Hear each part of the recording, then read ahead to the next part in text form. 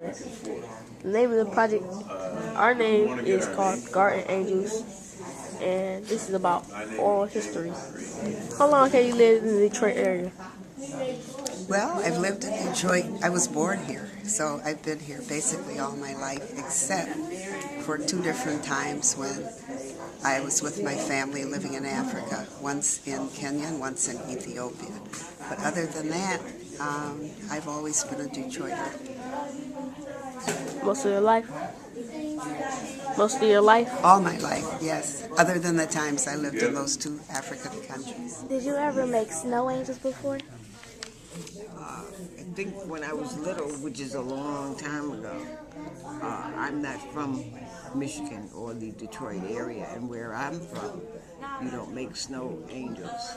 I come from the city. The name of the city is New York, New York, and we have no room there. Of the community in New York did you live in? Or did New York City, you've seen the high-rise buildings on TV. Those are the kind of buildings that I lived in. There's no park, no open spaces. Well, did you have any brothers or sisters? No, I was raised by my grandmother. So you're the only child? So I should be spoiled, huh? Okay, how long have you lived in the Detroit area, Miss Velma? I have lived here about since 1936. Yes. Can you tell me some of the kinds of outdoor experiences you've had in the city?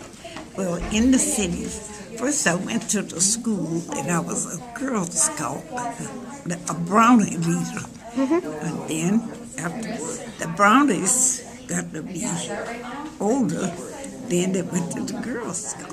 And with the Girl Scout, it taught them how to camp and how to cook out and how to raise their vegetables. Can I ask you about your life?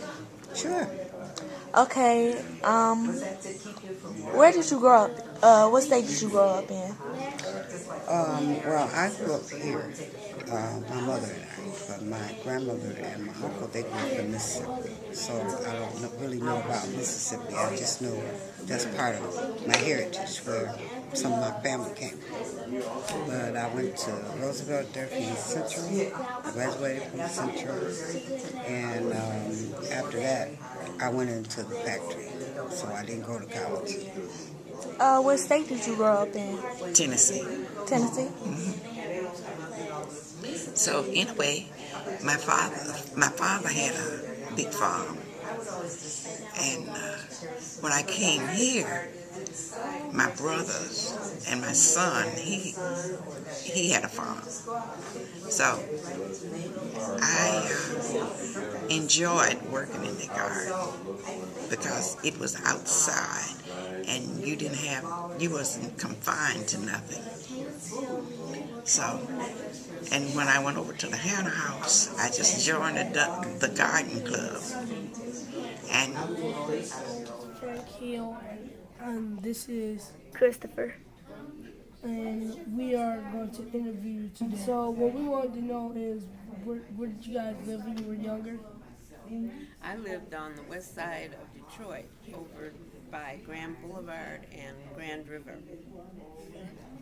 And I lived in Boston, Massachusetts. I didn't come to Detroit until 1946, but I've been around Detroit ever since, back and forth.